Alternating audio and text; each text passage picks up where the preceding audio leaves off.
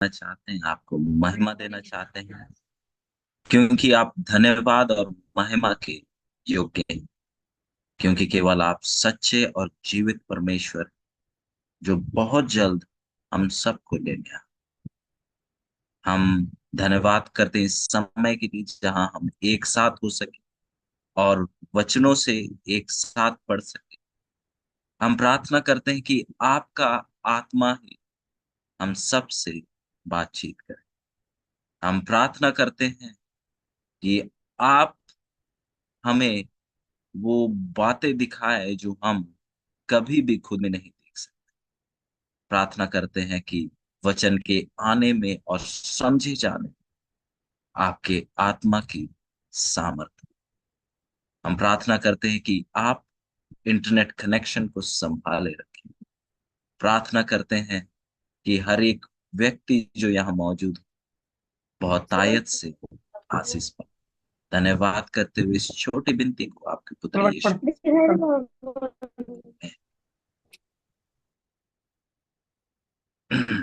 हमें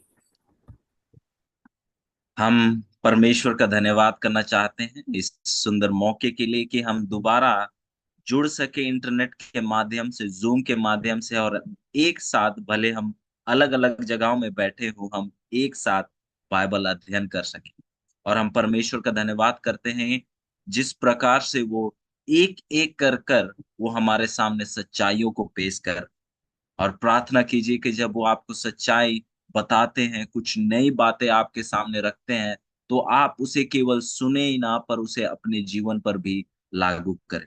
क्योंकि यदि आप कुछ बातों को सुनेंगे, यदि आप उसे अपने जीवन में लागू नहीं करेंगे, तो उस वचन का, परमेश्वर के बोली हुए बातों का आप सामर्थ को नहीं देख पाएंगे, नहीं जान पाएंगे।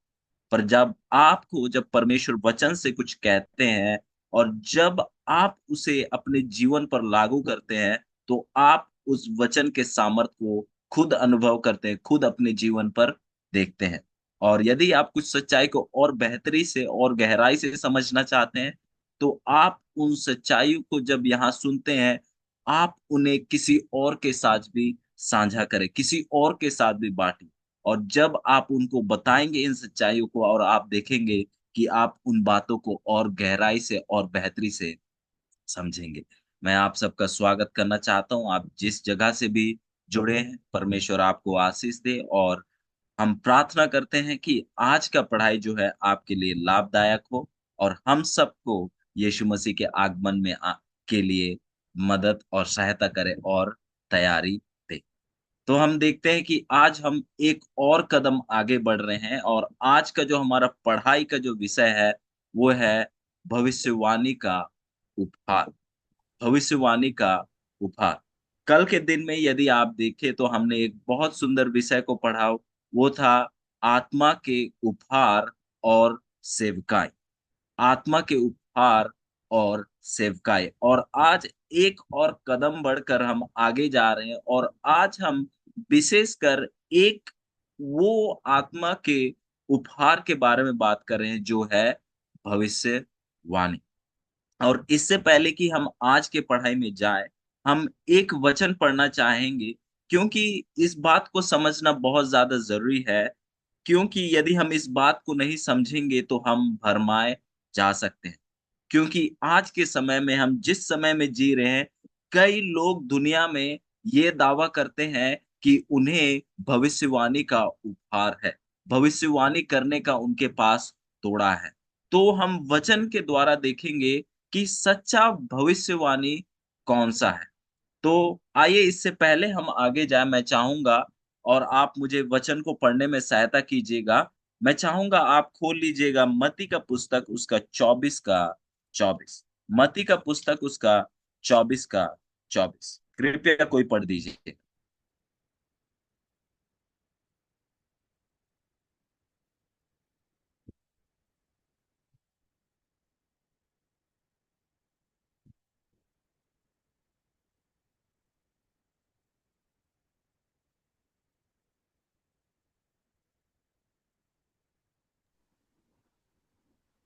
क्योंकि झूठे मसीह और झूठे भविष्य वक्ता उठ खड़े होंगे और बड़े चिन्ह और अद्भुत काम दिखाएंगे कि यदि हो सके तो चुने हुओं को भी भरमा दे। बहुत बहुत शुक्रिया पास्टर जी।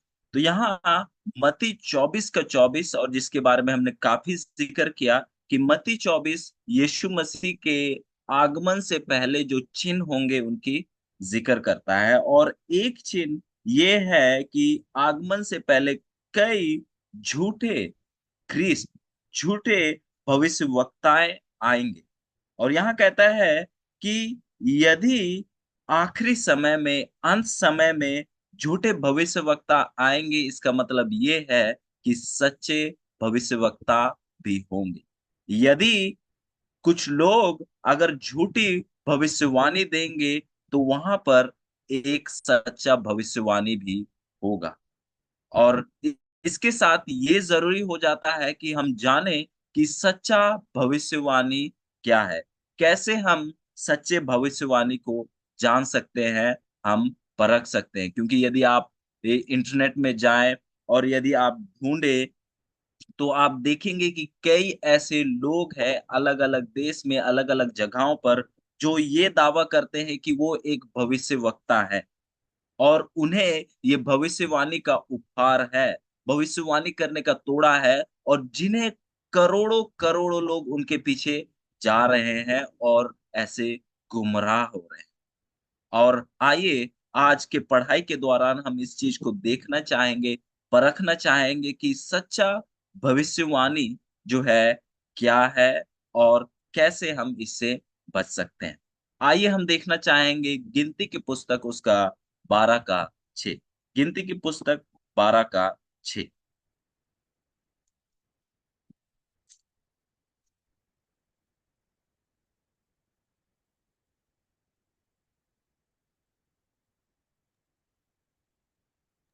तब यहोवा ने कहा, ओके, तब जी पास। तब यहोवा ने कहा, मेरी बातें सुनो। यदि तुम में कोई नबी हो तो उस पर मैं यहोवा दर्शन के द्वारा अपने आप को प्रकट करूंगा। वह स्वप्न में उससे बातें करूंगा।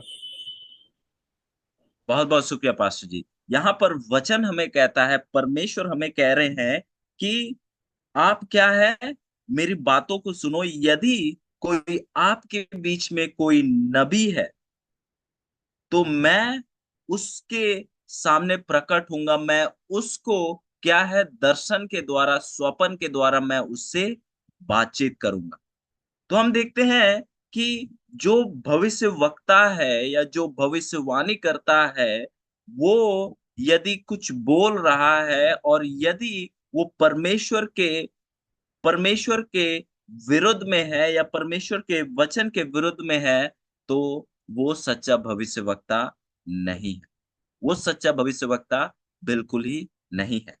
और हम यदि जोएल की किताब को हम पढ़ेंगे, वहां हम देखते हैं कि वचन कहता है कि अंत के समय में, यीशु मसीह के आगमन से पहले क्या होंगे, जो जो भविष्यवक्ता जैसे पुराने समय में हम बाइबल के समय में देखते हैं, वैसे भविष्यवक्ताएं आएंगे, सच्चे भविष्यवक्ताएं आएंगे। पर उस समय शैतान जो है झूठे भविष्यवक्ताओं को भी लाएगा, जो लोग जो परमेश्वर के पीछे चल रहे हैं उनको भरमाने की कोशिश करें।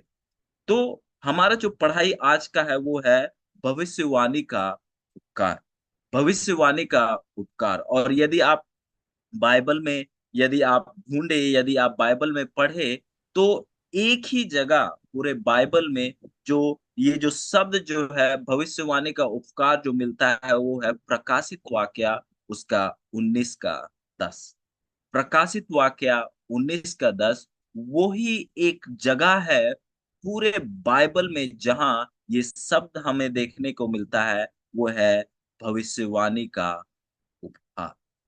और हम देखते हैं कि यदि आप पढ़े और यदि आप इस वचनों को परखे, और यदि एक एक तरीका है जिसे एरेमिक तौर तरीका है, जिसमें जो है एरेमिक में जब अनुवाद करते हैं, एरेमिक में जो बाइबल को समझने का तरीका है, यदि आप देखेंगे तो और आप पढ़ेंगे और परखेंगे, तो जब भविष्यवाणी का उपकार का जिक्र करता है, तो वाकई में जिक्र की जाती है पवित्र आत्मा की।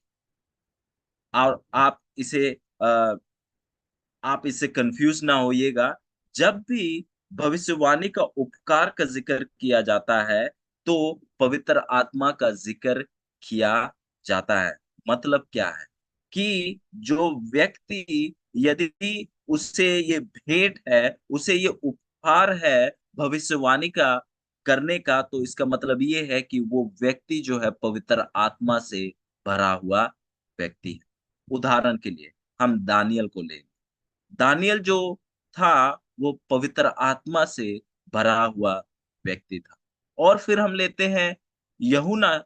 यहूना को यहूना को हम देते हैं, जो कि प्रकाशित वाक्य का पुस्तक को लिखता है। हम देखते हैं कि वो भी क्या था, आत्मा से भरा हुआ था।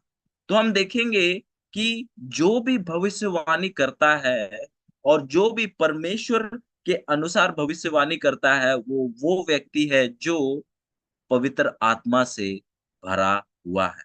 क्योंकि हम देखते हैं कि अंत के समय में एक और वर्षा होगी, जो कि दूसरी वर्षा है, जो कि पवित्र आत्मा का वर्षा है। और जब वो वर्षा होगी, तो हम देखेंगे कि जो भविष्यवक्ताएं थे, जैसे पुराने नियम के समय में हम देखते हैं, वो हम अंत के समय में भी देख पाएंगे।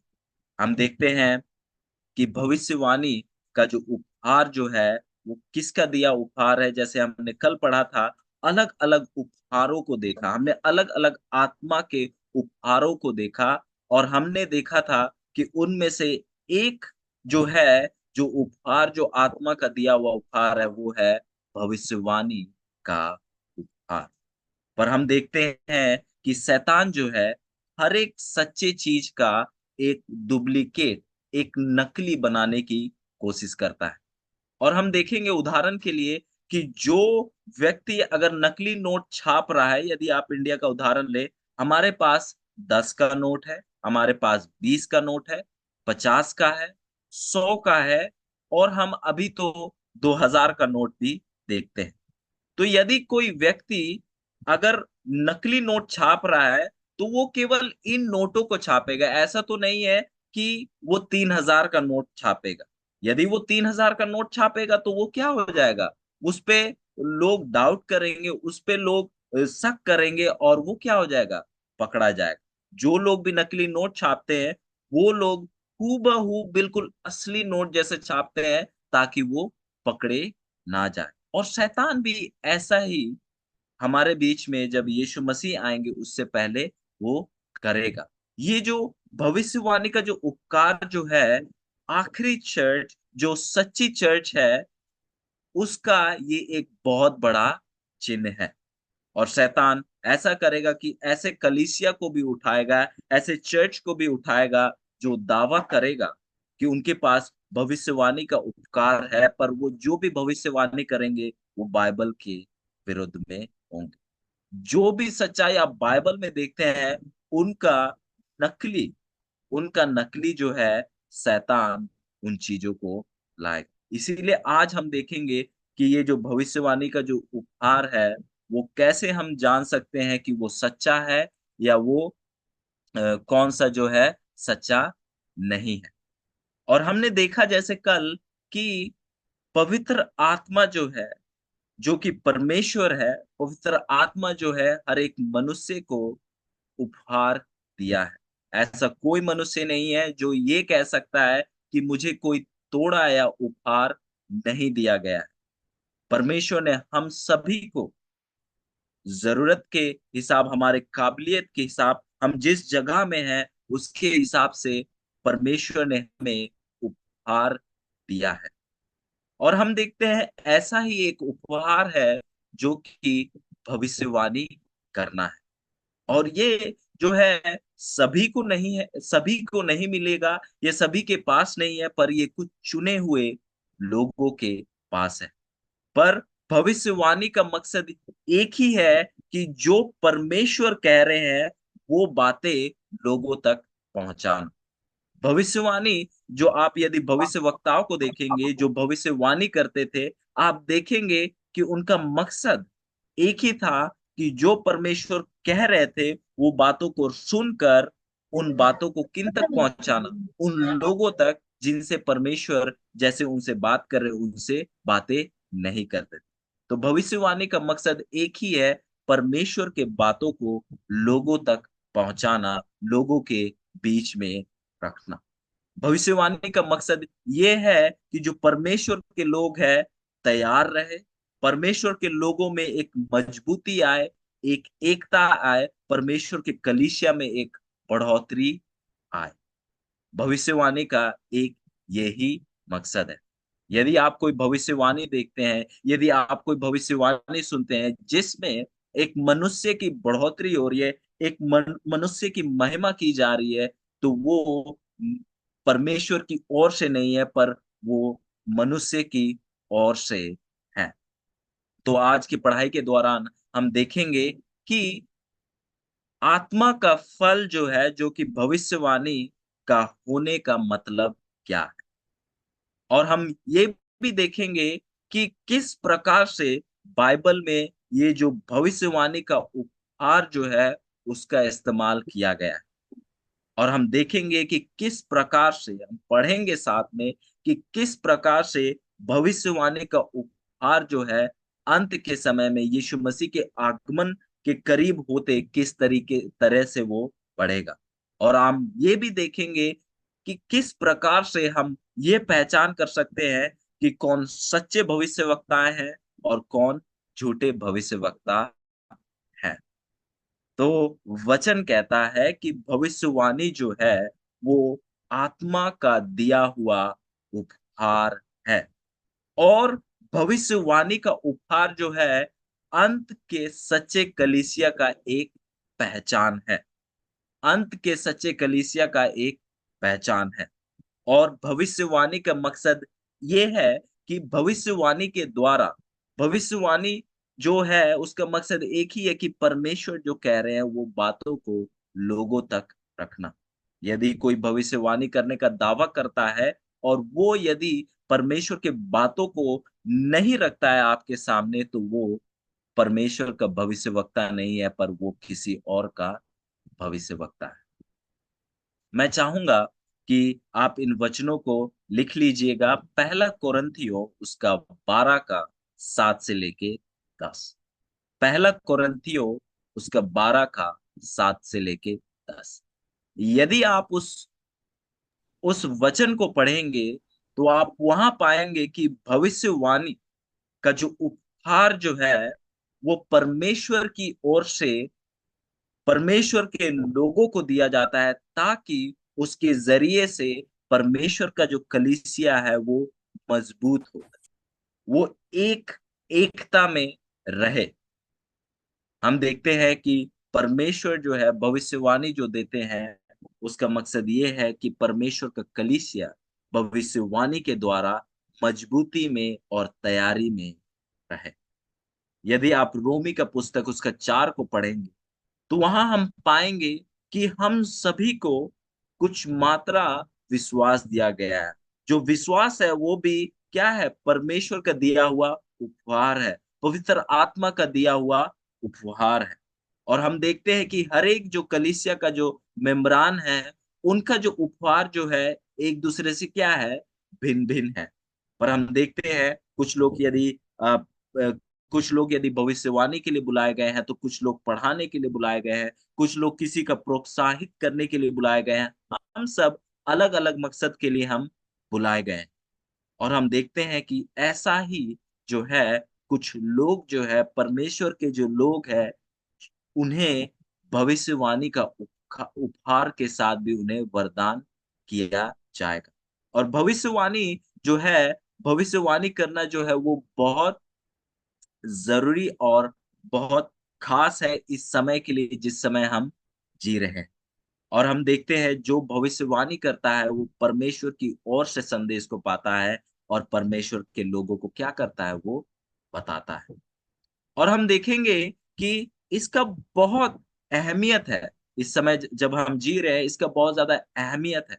क्योंकि जब हम कुछ भविष्यवाणियों के बारे में पढ़ते हैं, और सबसे बड़ा जो भविष्यवाणी है अभी के टाइम में वो ये है कि यीशु मसीह आने वाले हैं। जब हम इस भविष्यवाणी को जब सुनते हैं कि यीशु मसीह आने वाले हैं, तो हमारा विश्वास जो है और मजबूत होता है। वो हमें और प्रोत्साहित करता है कि हम परमेश्वर के गुण बातों को ढूंढे, हम मन फिराए, हम तैयार हो।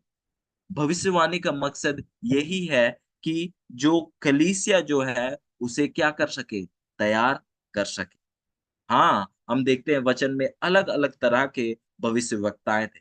कुछ भविष्यवक्ताएँ ऐसे थे जिन्हें पूरे भीड़ को परमेश्वर का संदेश बताने के लिए परमेश्वर ने बुलाया।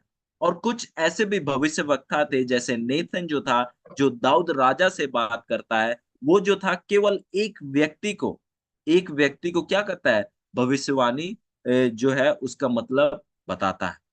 हम ऐसे ही देखते हैं जो योसेफ जो है, दानियल जो है, ये भी क्या है? भविष्यवक्ताएँ हैं। अब्राहम, उसे भी भविष्यवक्ता के द्वारा हम देखते हैं।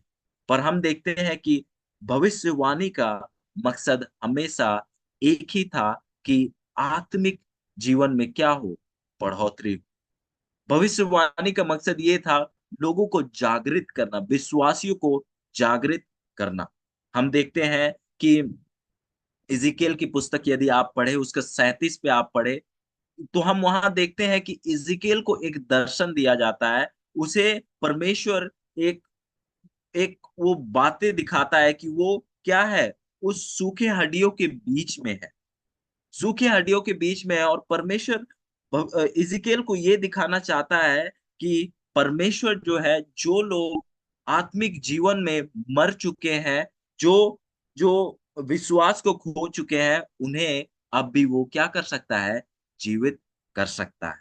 तो हम देखते हैं कि ऐसे जो भविष्यवक्ता थे, उनका मकसद यही था कि कलीसिया को विश्वास में सहायता करना, मदद करना। और आप देखेंगे, आपने खबर में सुनी होगी, न्यूज़ में सुना होगा कि कुछ लोग ऐसे-ऐसे दावाएँ करते हैं। कुछ-कुछ लोग ऐसे ये दावा करते हैं कि उन्हें भविष्यवाणी का उपकार है।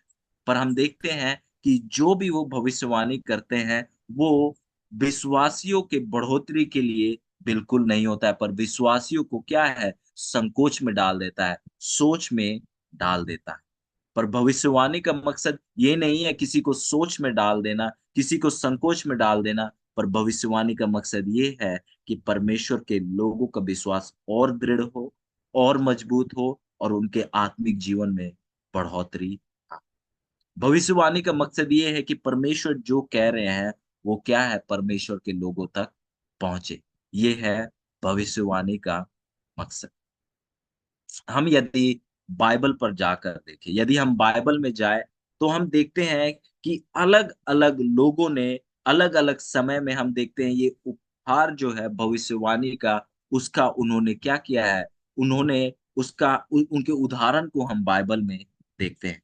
यदि आमोस की पुस्तक उसका 3 का 7 आप देखें, यदि आमोस की पुस्तक उसका 3 का 7 आप पढ़ें, तो वहाँ वचन कहता है कि परमेश्वर जो भी करता है, वो पहले अपने दास जो है, नबी जो है, भविष्यवक्ता है, उनके सामने क्या करता है? पेश करता है, उनको क्या करता है? उनके सामने दिखाता है। तो हम देखते हैं कि यदि परमेश्वर कुछ कर रहे हैं, तो परमेश्वर उन बातों को पहले अपने दास को बताते हैं। अपने लोगों को उन बातों का खुलासा वो करते हैं। हम देखेंगे यदि बाइबल में, तो ऐसे आप कई उदाहरण को देखेंगे जहां परमेश्वर जो है अपने लोगों से, अपने भविष्यवक्ताओं के जरिए क्या कर रहे हैं? बातचीत कर रहे हैं। यदि वो पुराना नियम हो या नया नियम हो, हम देखते हैं कि परमेश्वर जो है भविष्यवक्ता के द्वारा क्या है? अपने लोगों से बातचीत कर रहे हैं। और हम देखते हैं कि जितने भी जो सच्चे भविष्यवक्ताएँ थे, वो क्या थे? अपने लोगों के लिए थे, पर उनके विरुद्ध में नहीं थे। वो लोगों को प्रोत्साहित करने के लिए, उनके विश्वास को दृढ़ करने के लिए क्या है? परमेश्वर ने उन्हें भेजा था। परमेश्वर उनसे बात करता था और लोग जो है किससे बात, और जो भविष्यवक्ताएँ जो है, क्या है? लोगों से बात करते थे। हम देखते हैं कि अलग-अलग उदाहरण, जैसे हम देखेंगे नूह का। नूह का अगर हम उदाहरण देखें, तो परमेश्वर उसे संदेश दे रहा था कि क्या है, एक बहुत बड़ी बाढ़ आने वाली। और ये संदेश जो है, वो नूह जो है, क्या है, लोगों को बता रहा था, भविष्यवाणी कर रहा था, उस समय के बारे में बता रहा था जो आने वाला था। फिर हम जोना के बारे में देखते हैं। वो पूरे शहर को, निनवे शहर को बता रहा था कि आपका शहर क्या किया जाएगा, उसका नाश किया जाएगा, उसको बर्बाद कर दिया जाएगा आपके पाप के कारण। तो हम देखते हैं कि एक भविष्यवक्ता वो हैं जो एक पूरे समूह को, एक पूरे ग्रुप को, एक पूरे शहर को संदेश दे रहे हैं, और कुछ ऐसे भविष्यवक्ता हैं जो केवल कुछ लोगों को संदेश दे रहे हैं। पर जब भी भविष्यवक्ताएं आए हैं, वचन में देखे, यदि बाइबल में देखे, तो उनका मकसद यही था कि परमेश्वर जो चाहते थे, परमेश्वर जो बोलते थे, केवल उन बातों को वो बताते थे। वो अपने अपने इच्छा, अपने मन की बात वो नहीं बताते थे। और हम देखेंगे कि ये जो भविष्यवाणी का जो उपहार जो है, ये कुछ ऐसा नहीं है कि कुछ खास लोगों के लिए है। ऐसा नहीं है कि ये कुछ ही लोगों के लिए है, ये केवल लड़कों के लिए, ऐसा नहीं है। भविष्यवाणी का जो उपहार जो है, ये हर एक जन के लिए, ये हर एक जन को वादा किया हुआ उपहार है। आप पुरुष हो या स्त्री हो, ये आपके लिए है। आप या छोटे हो या बड़े हो, ये आपके लिए है। पर हम देखते हैं, यदि आप वचन में जाकर देखें, हम देखेंगे दो नबी की हम जिक्र यदि देखें, दो भविष्यवक्ता की हम यदि जिक्र करें, हम देखेंगे दानियल को और यूहन्ना को, जो प्रकाशित वाक्य के पुस्तक को लिखता है। आप यदि दानियल के जीवन को पढ़े, यदि आप दानियल के जीवन को उठाकर देखें, तो आप देखेंगे कि दानियल जो था परमेश्वर के बहुत करीब था, परमेश्वर के करीब रहने वाला व्यक्ति था।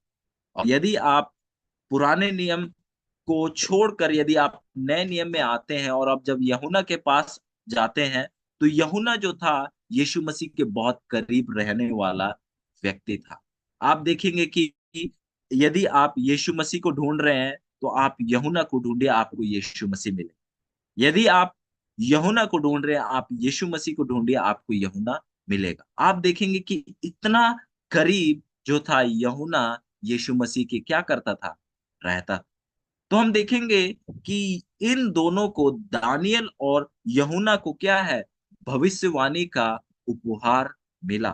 कारण क्या था, उनका करीब रिश्ता परमेश्वर के साथ। यदि आप प्रार्थना कर रहे हैं कि आपको ये उपहार के साथ आशीषित किया जाए, तो आपका परमेश्वर के साथ करीब रिश्ता होना जरूरी है। हम देखेंगे कि दानियल और यूहन्ना, वो एक करीब रिश्ता था। वो परमेश्वर के बहुत करीब रहने वाले व्यक्ति थे। और हम देखते हैं कि वो सबसे बड़ा वरदान, वरदानों में से हम देखते हैं उन्हें मिला, जो कि क्या है, भविष्यवाणी का हार। और यदि आप दानियल और प्रकाशित वाक्य को उठाकर देखेंगे, और जब आप पढ़ेंगे, आप देखेंगे कि हर एक बात जो है वचन में लिखी गई है, वो परमेश्वर के विरुद्ध में नहीं है, पर परमेश्वर के संग संग। आप देखेंगे कि हर एक बातें जो दानियल और प्रकाशित वाक्य में लिखी गई है, हर एक बातें पूरी हुई है। और कुछ बातें जो अभी लिखी हुई है, वो क्या है, पूरे होने वाली है। और हम देखते हैं, जब भी हम दानियल और प्रकाशित वाक्य पढ़ते हैं, वो हमारे विश्वास को मजबूत करता है, वो हमें तैयार होने में सहायता करता है, तैयारी को शुरू करने में सहायता करता है, हमें मन फिराने में सहायता करता है। तो हम देखते हैं कि भविष्यवाणी जो है किन लोगों को मिलता है, और जब मिलता है तो उसका मकसद क्या होता है, दानियल और प्रकाशित वाक्य की किताब से। और हम देखेंगे कि एक ऐसा जो नबी था, बालम, हम नाम जानते हैं, उसे भी हम देखेंगे कि उसे भी एक भविष्यवक्ता के द्वारा दर्शाया गया, पर वो क्या है, परमेश्वर के विरुद्ध जाता है। वो परमेश्वर के लोगों को क्या करना चाहता था, श्रापित करना चाहता था। और हम देखते हैं कि वो क्या है, वो जो है उस फल को, जो उस उपहार को जो है, वो क्या कर देता है, वो देता है। और हमने पहले जिक्र किया था, ये जो भविष्यवाणी का भविष्यवाणी का जो उपहार जो है ये आखिरी कलीसिया का एक चिन्ह है। भविष्यवाणी का जो उपहार जो है आखिरी कलीसिया का चिन्ह है। जो आखिरी कलीसिया होगी उस कलीसिया में आप भविष्यवाणी के उपहार को आप देखेंगे। हम चलते हैं योएल की किताब में, उसका 2 का 28। Joel chapter 2 verse 28। मैं चाहूंगा कोई पढ़ दीजिएगा योएल की पुस्तक उसका 2 का 28।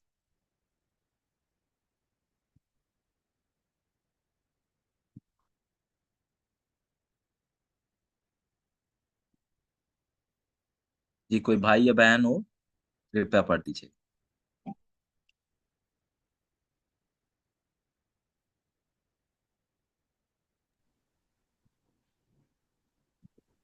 मैं पढ़ रही हूँ सर। जी सर। जी मैम। मैं पढ़ रही हूँ 2 का 28। दो का यहाँ पर अट्ठाईस दुएल का किताब का 2 का 28 में लिखा हुआ है, उन बातों के बाद मैं सब प्राणियों पर अपने आत्मा उंडेलूंगा। तुम्हारे बेटे बेटियां भविष्यवाणी करेंगे और तुम्हारे पुराने स्वप्न देखेंगे और तुम्हारे जवान दर्शन देखेंगे। आमीन। आमेन। बहुत बहुत शुक्रिया मैडम वचन पढ़ने के लिए। तो हम यहाँ देखते हैं कि योएल की पुस्तक कहता है कि जब पवित्र आत्मा का वर्षा होगा, वो दूसरे वर्षा को जिक्र करते हुए कहता है कि जब वर्षा होगी, दूसरी पवित्र आत्मा की वर्षा होगी, तो हम जो नौजवान है वो क्या करेंगे? भविष्यवाणियां करेंगे। जहां पवित्र आत्मा है वहां भविष्यवाणी का फल भी है। और हम देखेंगे कि भविष्यवाणी का जो उपहार है वो है आखिरी कलीसिया का एक बहुत बड़ा चिन्ह है। हम 3 चिन्हों को देखेंगे जो कि आखिरी कलीसिया का चिन्ह है। और इसके लिए मैं चाहूंगा कि आप मेरे साथ प्रकाशित वाक्या उसका 14 का 12 खोल लीजिए, और मैं चाहूंगा कि कोई पढ़ दीजिएगा प्रकाशित वाक्या 14 का 12।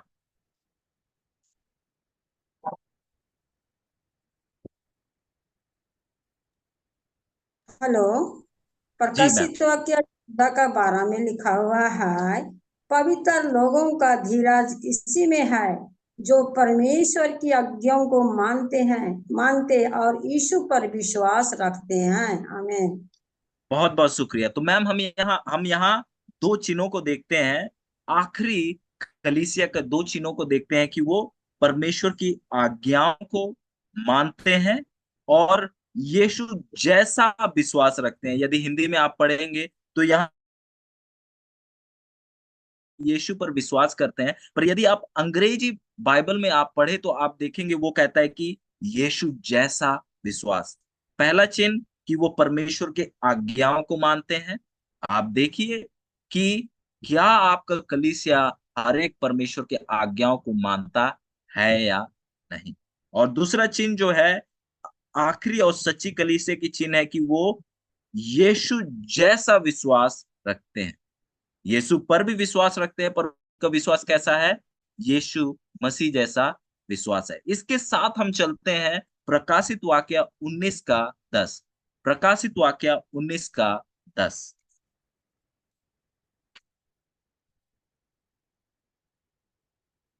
प्रकाशित वाक्य 19 का 10 में लिखा हुआ है, और मैं उनको दंडवत करने के लिए उसके पांव पर गिरा। उसने मुझसे कहा, देख, ऐसा मत कर। मैं तेरा और तेरे भाइयों का संगी दास हूँ, जो यीशु की गवाही देने पर स्थिर है। परमेश्वर ही को दंडवत कर, क्योंकि यीशु की गवाही भविष्यवाणी की आत्मा है। आमीन। बहुत बहुत शुक्रिया, बहुत बहुत शुक्रिया। तो यहाँ कहता है कि यीशु की गवाही क्या है? पवित्र आत्मा का क्या है? भविष्यवाणी का क्या है? आत्मा है। भविष्यवाणी का आत्मा जो है क्या है?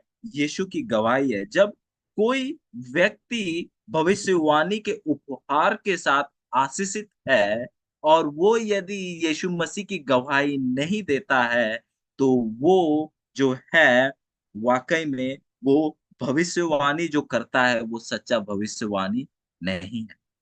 यदि आप जितने भी भविष्यवक्ताओं के बारे में पढ़े या उनके लिखे बातों को देखें, तो उनके हर एक चीज़ जो है, एक की ओर इशारा कर रहा है, वो है यीशु मसीह की ओर इशारा कर रहा है। तो हम 3 चिन्हों को देखते हैं, जो कि आखिरी और सच्ची कलीसिया में देखी जाएगी। पहली, कि वो परमेश्वर के हर एक आज्ञाओं को मानते हैं। दूसरी, कि वो यीशु मसीह जैसा विश्वास रखते हैं कि जो भी हो, मेरा पिता परमेश्वर मुझे क्या है, मुझे हर एक मुसीबत से निकालेगा, मुझे जीत देगा। ऐसा अटूट जो विश्वास जो टूट नहीं सकता, ऐसा विश्वास रखते हैं। और दूसरा क्या है? भविष्यवाणी का आत्मा, भविष्यवाणी का उपहार। ये जो है आखिरी कलीसिया का क्या है? बहुत बड़ा चिन्ह है। तो अब हम देखते हैं कि आज के समय में जैसे हम शुरुआत से ज़िक्र कर रहे हैं कि कुछ लोग ऐसा बोलते हैं, कुछ लोग ऐसा दावा करते हैं कि उन्हें भविष्यवाणी करने का उपहार है। उन पे भविष्यवाणी की आत्मा है। तो अब ऐसे समय में जहां असली और नकली दोनों मौजूद है, हम कैसे परख कर सकते हैं? कैसे हम देख सकते हैं? कैसे हम जान सकते हैं कि सच्चा कौन-सा है और कौन-सा नकली है, कौन-सा क्या है, डुप्लीकेट है। जैसे हमने शुरुआत में पढ़ा मत्ती 24:24। आइए हम इस वचन को देखेंगे कि कैसे जो है, जो नकली जो है, जो सच्चा जो नहीं है, वो किस प्रकार से जो है हकीकत जो सच्चा है उसके बिल्कुल हूबहू, बिल्कुल करीब दिखता है। हम देखेंगे कि इसीलिए हमें परख करना बहुत ज़्यादा ज़रूरी है कि कौन-सा भविष्यवाणी सच्चा है और कौन-सा भविष्यवाणी क्या है, सच्चा नहीं है। क्योंकि अब आप देखेंगे कि जैसे हमने ज़िक्र किया है कि और जैसे हम पढ़ रहे हैं कि परमेश्वर के आखिरी और सच्ची मंडली, सच्ची कलीसिया का चिन्ह क्या है? 3 चिन्ह हमने देखा और उनमें से एक चिन्ह क्या है? भविष्यवाणी की आत्मा, भविष्यवाणी की उपहार। और हम देखते हैं कि जो शैतान जो है, जो इब्लीस जो है, वो क्या कर रहा है? हर एक सच्ची चीज़ों का क्या है? एक डुप्लीकेट वो निकाल रहा है। एक नकली वो क्या कर रहा है? बना रहा है ताकि चुने हुए लोगों को वो क्या कर सके? भरमा सके। और यदि भविष्यवाणी का उपहार जो है, आखिरी कलीसिया का चिन्ह है, तो वो ज़रूर ऐसा करेगा कि एक ऐसा ही भविष्यवाणी करने वाला कलीसिया भी ला सकता है, जो कि बिल्कुल हूबहू असली और सच्ची कलीसिया के जैसी दिखती हो। तो इसलिए बहुत ज़्यादा ज़रूरी है कि हम समझे असली और नकली में फ़र्क। यदि हम फ़र्क नहीं जानेंगे, तो हम क्या हो जाएँगे? भरमाए जाएँगे। क्योंकि शैतान जो है चुने हुए लोगों के पीछे है। जो लोग उसके झुंड में हैं, उससे उन्हें डर नहीं है और उनके पीछे वो नहीं भाग रहा है, पर जो लोग चुने हुए लोग हैं, उनको भरमाने की कोशिश कर रहा है। और उनको भरमाने का एक ही तरीका है, वो ये है कि असली जैसा ही वो एक ऐसा चीज़ उत्पन्न कर दे, जिसे जो है चुने हुए लोग विश्वास करें और परमेश्वर से दूर चले जाएँ।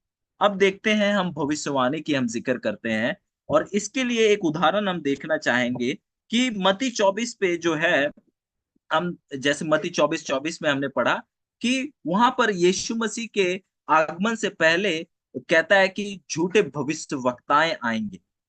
और हम उससे आगे यदि आप देखें, यदि हम 24 का उम, 24 का 24 हमने पढ़ा, तो मैं चाहूँगा कि आप 25 और 26 को भी पढ़िएगा। 24 का 25 और 26 को। 24 का 25 और 26 को। मत्ती 24 का 25 और 26 को। कोई कृपया पढ़िएगा। ऐसा पढ़ रही हूँ, मत्ती 24 का 25 और 26 में लिखा हुआ है। जी, देखो, मैंने पहले तुमसे यह सब कुछ कह दिया है। फिर वे तुमसे कहे, देखो वह जंगल में है तो बाहर ना निकल जाना। देखो वह कोठरियों में है तो प्रतीत ना करना। बहुत बहुत शुक्रिया, बहुत बहुत शुक्रिया मैडम, वचन पढ़ने के लिए। तो कौन कह रहे हैं कि जंगल में यीशु मसीह आ गया, कोठरी में यीशु मसीह आ गया? कौन ये बात कह रहा है? कौन कह रहा है ये बात? ये बात कह रहा है झूठे भविष्यवक्ताएं। पर आप देखिए वो किसके बारे में बात कर रहे हैं? यीशु मसीह के आगमन के बारे में ही बात कर रहे हैं। यीशु मसीह का नाम भी ले रहे हैं, यीशु मसीह के आगमन के बारे में जिक्र कर रहे हैं। वो यीशु मसीह कहाँ आएंगे, उन बातों का वो क्या कर रहे हैं? वर्णन कर रहे हैं। पर क्या वो सच्ची बात बोल रहे हैं?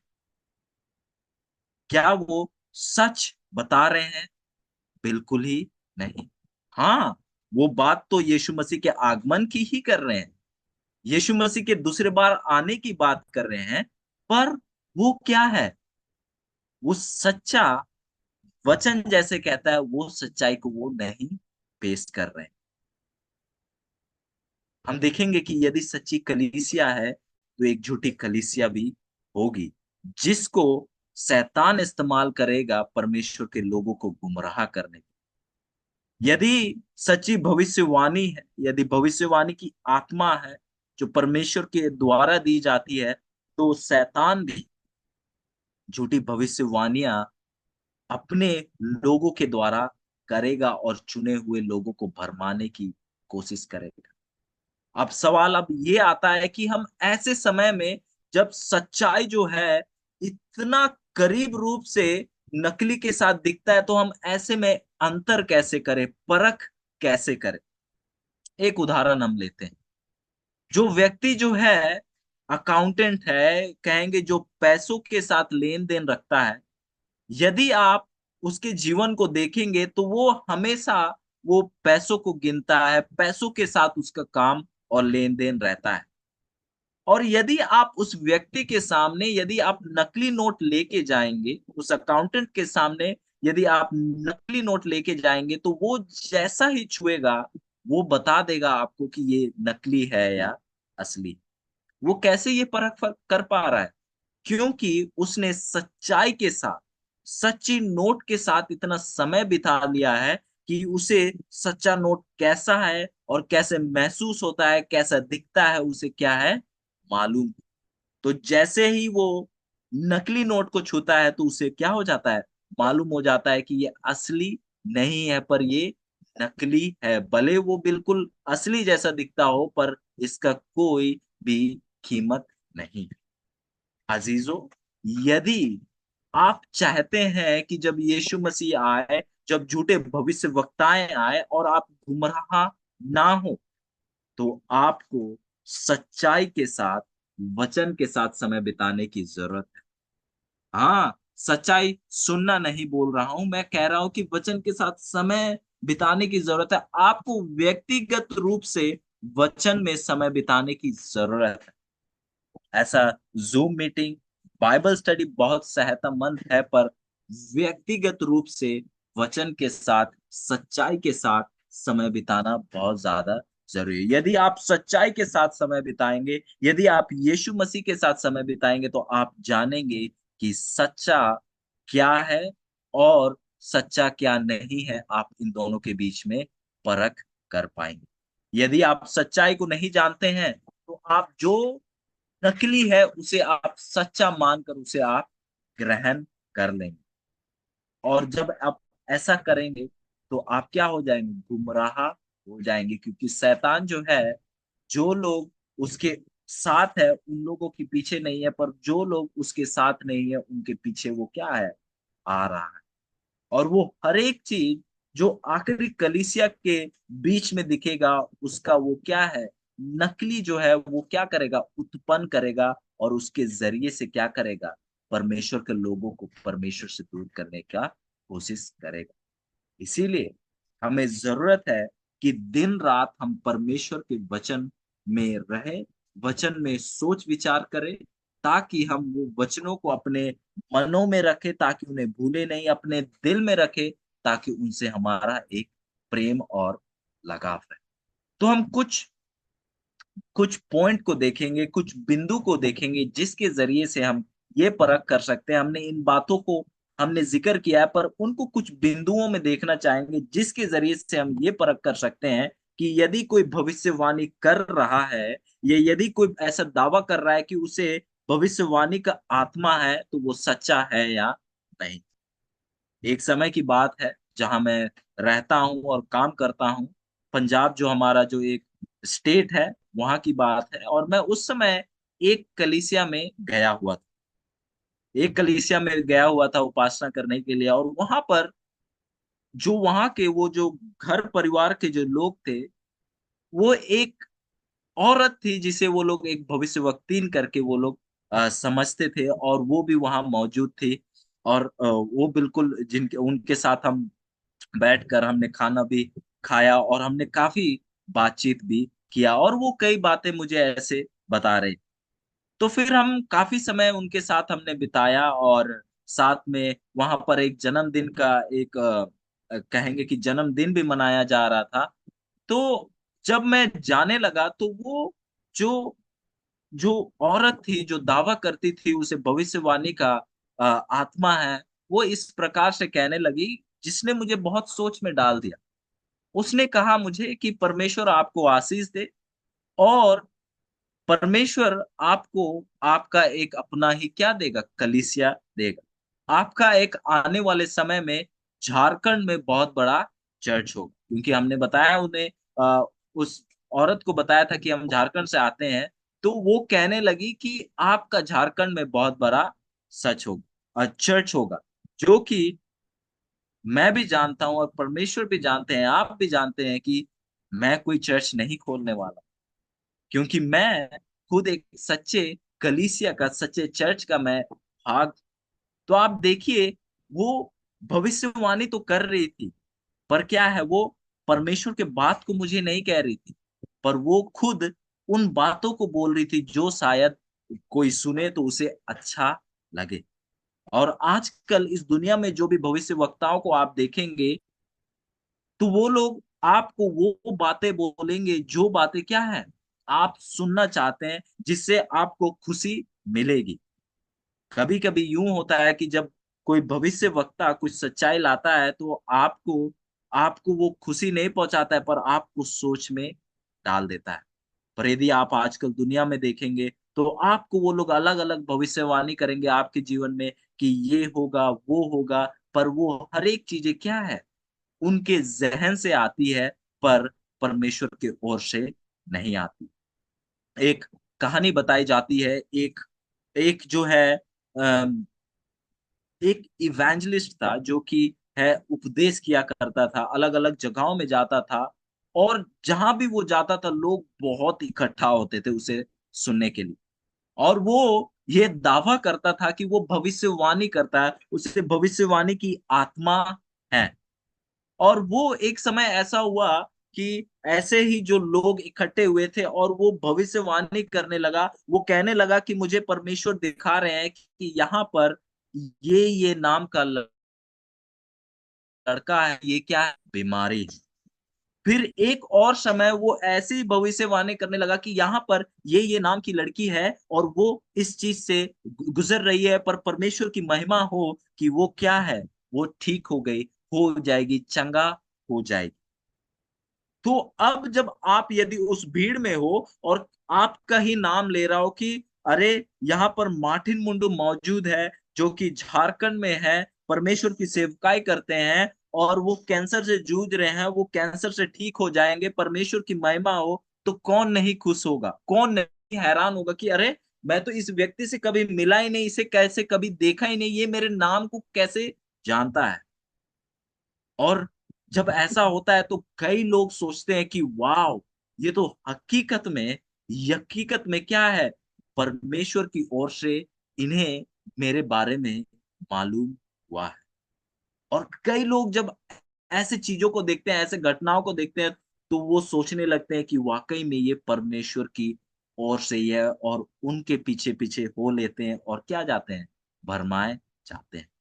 और उस कहानी के बारे में बताया जाता था कि उसकी पत्नी जो वो इवेंजलिस्ट था, जो परमेश्वर का दास अपने आप को कहता था और ये दावा करता था उसे भविष्यवाणी की आत्मा है, उसकी पत्नी जो है भीड़ में रहा करती थी जिसे कोई पहचानता नहीं। और वो एक माइक्रोफोन जिससे आप सुन सकते हैं और जिसमें आप बोल सकते हैं ताकि दूसरा व्यक्ति जो है, जो दूसरा जो माइक लगाया हुआ है कानों में जो दिखेगा नहीं उसके ज़रिए वो सुन सकता है, तो वो सुन सकता है। तो ये पत्नी जो है लोगों के भीड़ के बीच में जाती है, लोगों के साथ घुलती-मिलती है, उनका नाम जानती है, उनका दिक्कत, परेशानी, तकलीफों को जानती है और वो जो है उन बातों को जो है बोलकर वो क्या है अपने पति जो कि स्टेज में रहता है उसे बताती थी और कुछ समय बाद इनका जो है खुलासा हो जाता है। तो अज़ीज़ों यदि जब आप इन चीज़ों के बीच में हो या ऐसी चीज़ों को आप जब इंटरनेट पे देखते हैं, यदि आप देखते हैं कि कोई अपने नाम के आगे भविष्यवक्ता, प्रॉफिट लगा रहा है तो आप उन पर विश्वास ना कीजिए। वो परमेश्वर से आपके बारे में पता नहीं चला है, पर उन्होंने क्या है, लोगों के द्वारा आपके बारे में मालूम किया है और आपका बारे में वहाँ से बोल रहे हैं, पर आपको लग रहा है कि परमेश्वर के द्वारा है। वो केवल आपको आपको क्या करना चाहते हैं? गुमराह करना चाहते हैं। तो अज़ीज़ों हम कुछ बिंदुओं को देखेंगे जिससे हम परख कर सकते हैं और आप इन उदाहरणों को उदाहरणों को के उदाहरण से भी आप उन चीज़ों को समझ चुके हैं, मैं ये विश्वास करता हूँ। सबसे पहला बिंदु और इस चीज़ को मैं अंग्रेजी में चैट में भी रखूँगा ताकि आपको इन चीज़ों से सहायता हो। सबसे पहला बिंदु जो है, जिसे हम देखेंगे वो ये है कि जो भविष्यवाणी का जो उपहार जो है, हमेशा बाइबल के साथ-साथ होगी। यदि कोई भविष्यवाणी की जा रही है और वो यदि बाइबल के विरुद्ध में है, तो वो सच्चा भविष्यवाणी नहीं है।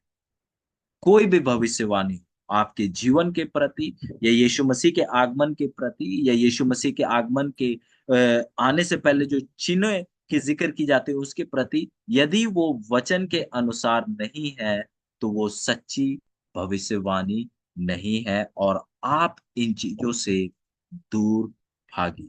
क्योंकि हमने शुरुआत में ही पढ़ा कि भविष्यवाणी किसकी ओर से है?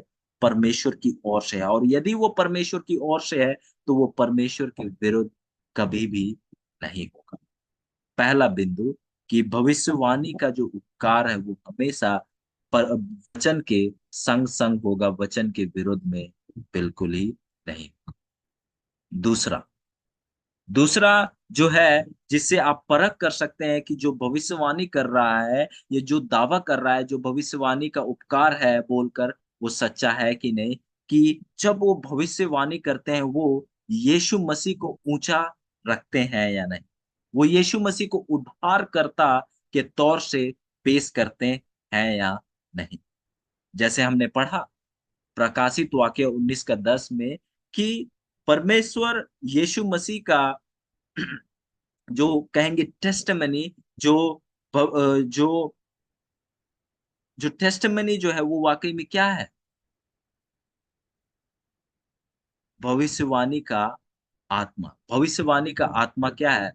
परमेश्वर का टेस्टिमनी है, परमेश्वर का गवाही जो है, वो क्या है? भविष्यवाणी का आत्मा है। जब भी कोई भविष्यवाणी कर रहा है और वो यदि यीशु मसीह को ऊँचा नहीं उठा रहा है, यीशु मसीह को प्राथमिकता नहीं दे रहा है, तो वो सच्चा भविष्यवक्ता नहीं है और उनका भविष्यवाणी भी सच्चा बिल्कुल ही नहीं। तो आप इस बात को भी आप ज़रूर याद रखिएगा।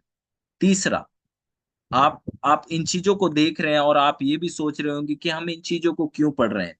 शायद आप इन चीज़ों को अभी ना देखें, पर आने वाले समय में आप इन चीज़ों को देखेंगे, आप झूठे भविष्यवक्ताओं को देखेंगे और तब जब आप उन चीज़ों उनसे मिले या उनके बीच में हो, तो आप इन चीज़ों से उन्हें परख कर सकते हैं।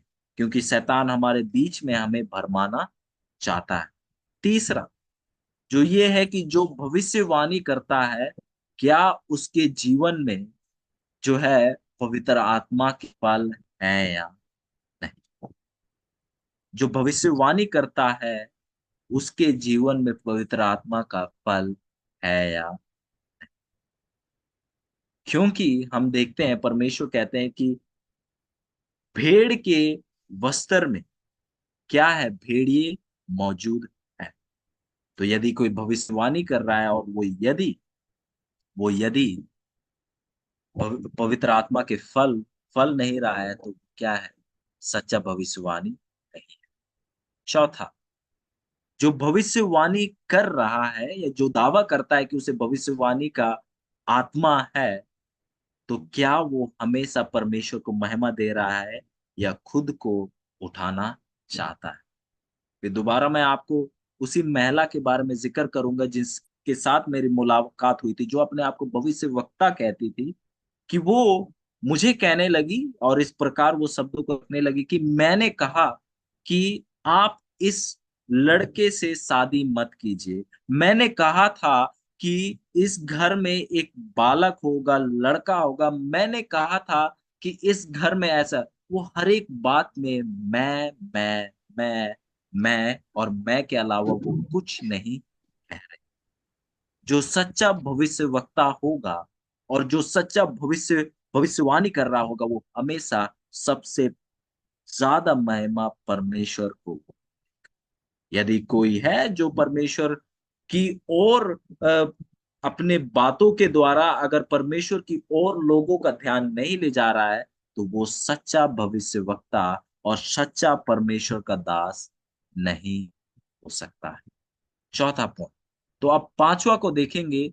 पांचवा ये है कि यदि यदि कोई ये दावा करता है कि उसे भविष्यवाणी करने का उपहार है, तो जो भी वो बातें करता है भविष्यवाणी के, जो कि आने वाले समय के बारे में हो, तो उन बातों में कोई भी ऐसा चीज नहीं होना चाहिए जो बाइबल के विरुद्ध में हो या किसी चीज में गलती हो।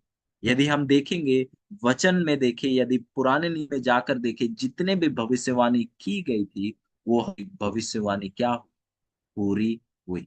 जो परमेश्वर के द्वारा भेजा हुआ जो भविष्यवक्ता होगा, उसके हर एक बातें क्या होंगी, पूरी होंगी। हम वचन में देखते हैं बहुत भविष्यवक्ताएं हैं और हम देखते हैं कि वो उन्होंने कहा वो बातें पूरा हो। हम देखते हैं योएल जो है वर्षा के बारे में जिक्र करता है, पहला वर्षा हुआ, दूसरा वर्षा के बारे में जिक्र करता है और दूसरा वर्षा हो रहा है। और एक समय ऐसा होगा कि वो एक और बहुतायत से होगा।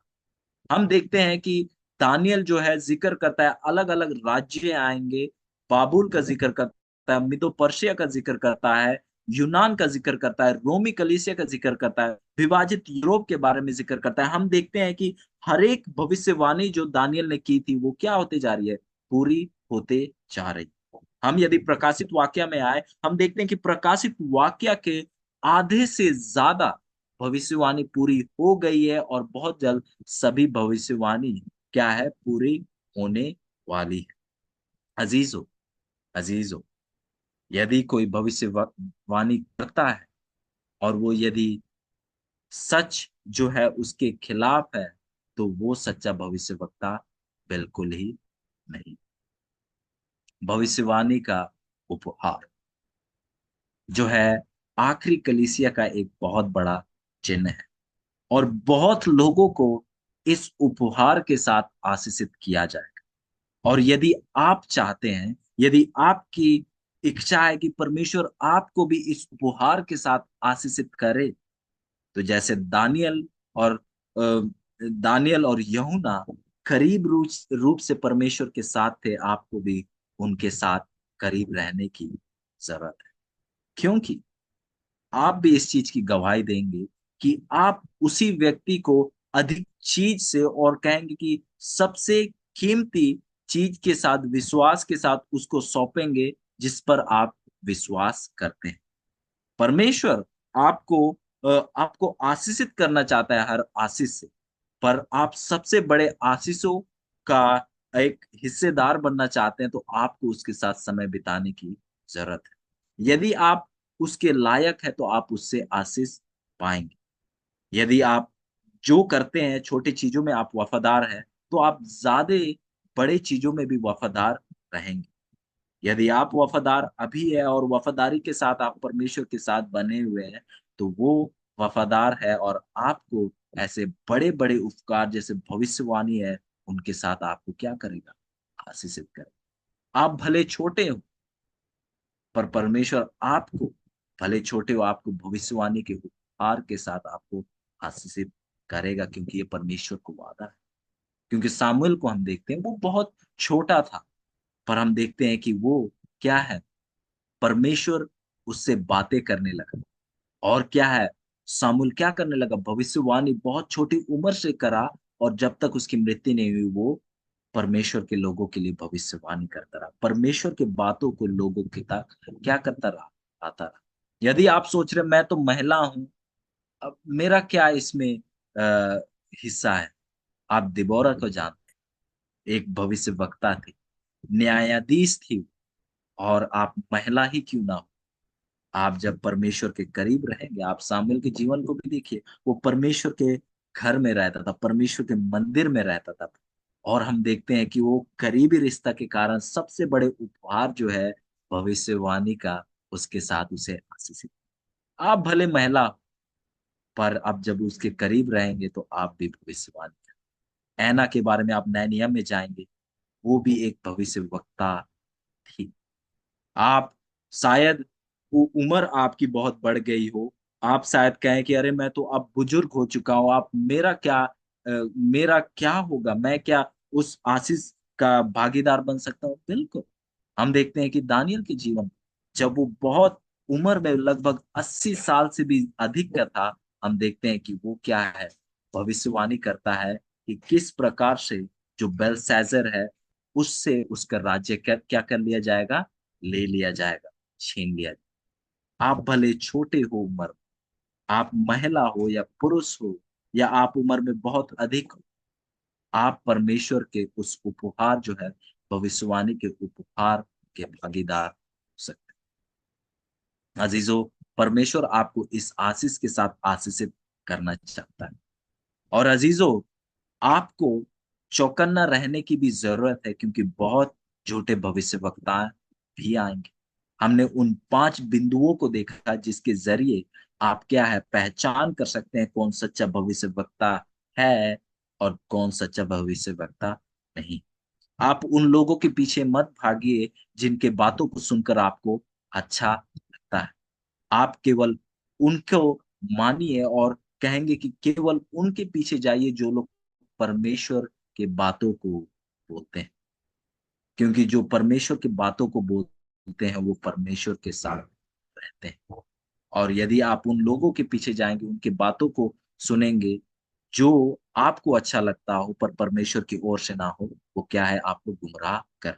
और क्या लाभ है कि जो बातें आपको अच्छी लगती हो और उसकी वजह से आप क्या हो जाए, गुमराह जाए। भविष्यवाणी का उपहार, भविष्यवाणी का उपहार आखिरी कलीसिया का एक चिन्ह है। और हम आखिरी समय में हम सभी भविष्यवाणी करेंगे, और हम सबसे बड़ी भविष्यवाणी आज के टाइम में करते हैं, और वो है कि यीशु मसीह आने वाले। और आप चाहते हैं कि यीशु मसीह के आगमन के बारे में और सामर्थ के साथ आप भविष्यवाणी करें, तो आपको यीशु मसीह के साथ समय बिताने की जरूरत है। और आप कैसे बिता सकते हैं? वचन के द्वारा बिता सकते हैं। और जब आप वफादारी के साथ, वचन के साथ समय बिताएंगे, एक समय ऐसा भी आएगा कि आप यीशु मसीह को सुन पाएंगे। आप जैसे मुझे सुन पा रहे हैं वैसा भी आप उसे सुन पाएंगे, क्योंकि ये मैं नहीं कह रहा हूं पर ये वचन कह रहा है। क्योंकि वचन कहता है कि अंत के समय में परमेश्वर के लोग भविष्यवाणी करेंगे। वो लोग क्या है, स्वप्न देखेंगे, वो लोग स्वप्न देखेंगे। आइए अजीजों, हम परमेश्वर के करीब रहें और भविष्यवाणी करते रहे, खुद के सामर्थ में नहीं पर परमेश्वर के सामर्थ में, खुद के समझ में नहीं पर परमेश्वर के समझ में, खुद के इच्छा के अनुसार नहीं पर परमेश्वर के इच्छा के अनुसार। और उस भविष्यवाणी का मकसद एक ही हो कि लोगों का ध्यान परमेश्वर की ओर जाए, ना कि हमारी जाए। परमेश्वर आप सबको बहुत आयत से आशीष हमें हमें बहुत बहुत धन्यवाद सर जी। तो आज का वचन आपने हमें बहुत ही आशीष रूप से आपने अगुवाई किया। परमेश्वर हम सबों के हृदय में आपके द्वारा आज बातें की, जैसे कि हम कल सीखे गिफ्ट के बारे में, और उन्हीं में से आज जो भविष्यवाणी का एक जो गिफ्ट है परमेश्वर हम सभी को दिया है। और आज हम सभी परमेश्वर का द्वितीय आगमन, प्रभु यीशु मसीह द्वितीय आगमन के विषय से हम सभी प्रचार कर रहे हैं। ये बहुत ही क्या बोलते हैं, गर्व तो की बात नहीं है, हम तो योग्य नहीं है, फिर भी परमेश्वर ने हमें इस योग्य बनाया, इसलिए हम भाग्यवान हैं। हमें परमेश्वर की महिमा करनी है और उन्हें धन्यवाद देना है, क्योंकि हमें परमेश्वर ने, प्रभु यीशु मसीह ने चुना है ताकि आप उनके आगमन के वचन को दूसरे तक पहुंचाना सकें। ये मत सोचिएगा कि मेरे में वो क्वालिटी है, मैं योग्य हूँ। नहीं, हम योग्य नहीं है। बहुत बहुत धन्यवाद सर आज का वचन के लिए, जो आपने हम सभी को सहायता और मदद किया। जो झूठे भविष्यवक्ता है, किस प्रकार से उनसे बचना है और किस प्रकार से हमें सच्चे भविष्यवक्ता है, सच्चे वचन और सत्य लोगों को सत्य में लाना है। प्रभु आपको बहुत यातायात से आशीष करे, आपके परिवार को भी। इसी प्रकार आप परमेश्वर में लगे रहे आपकी सेवाएं में, और इसी प्रकार अधिक से अधिक लोगों को आप सिखाते रहे। बहुत बहुत धन्यवाद हो सर। प्रभु आपका आशीष करे, प्रभु का भी धन्यवाद हो। इस समय हम डायरेक्टली जाएंगे प्रश्न में। आज का वचन हम सभी ने सुना, और मुझे आशा और विश्वास है कि आप सभी का प्रश्न है। तो मैं ये समय आप सभी को देना चाहता हूँ। अब हमारे बीच में सर मौजूद है, तो आप उन्हें प्रश्न पूछ सकते हैं आज का जो पाठ है उस पाठ से।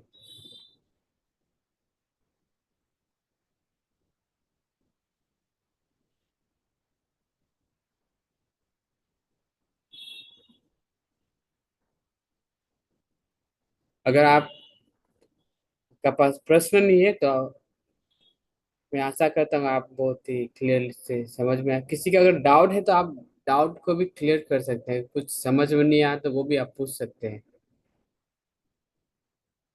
अगर समझ में आया फिर भी आप बोल सकते हैं, अपने आप को अनम्यूट करके। हमारे बीच में पास्टर जी लोग हैं, तो मैं विशेष करके पास्टर जी लोग से सुनना चाहूंगा।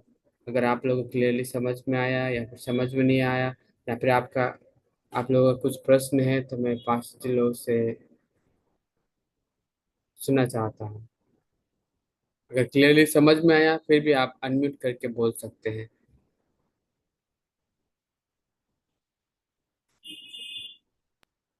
मैं बोलना चाहती हूँ। जी मैडम। हाँ, मैं बोलना चाह रही हूँ। समय दीजिएगा तो बोलूँगी।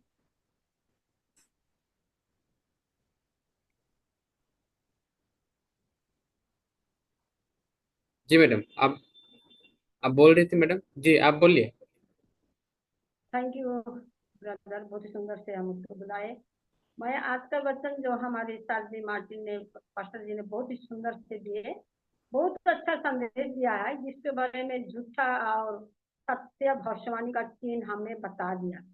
यदि हम मसीह में है तो हमारा काम है आत्मिक रीति से जो भविष्यवाणी का वरदान हमें मिला है वो बताना है। और दूसरा देखिए, मैं भविष्यवाणी का जो बारे में बताया कि जो जुएल का किताब का हम देखे हैं कि 2 का 28 में हम पढ़े हैं कि हमारे यहाँ पर कोई स्त्री और पुरुष का बारे में नहीं है, यहाँ पर सबों को देना है। अंतिम समय यीशु मसीह का दूसरा आगमन, यीशु मसीह का भाई देना है, और हमें प्रभु यीशु मसीह जो हमें तोड़ा दिया उसको बताना भी है। मैं बीते काल भी मैं देखिए बहुत ही सुंदर हमारे पास्टर जी ने बहुत ही सुंदर से संदेश दिया, जो हमारी तोड़ी के बारे में, आज भविष्यवाणी को पहचानने के बारे में एक एक करके आंख खोल दिए। तो हमें धोखा नहीं खाना है। अंतिम दिन में सही झूठे भविष्यवक्ता लोग हम लोग को क्या करेंगे, मैंने खींचना चाहेंगे वो शैतान के द्वारा। हमें सावधान रहना है। तो मैं सर जी को बहुत बहुत धन्यवाद अच्छे वचन बताने के लिए। हमें परमेश्वर का वचन पर के विश्वास में स्थिर रहना है। धन्यवाद सर। आमीन। बहुत बहुत धन्यवाद मैडम। अब आपका आशीष करे। और भी 5 जिलों के मैडम है। अगर प्रश्न है तो आप प्रश्न बता पूछ सकते हैं, नहीं तो आप कुछ प्रक्रिया देना चाहते हैं आज का बच्चन से, कुछ नया आपने सीख को मिला तो आप प्रक्रिया भी बोल सकते हैं।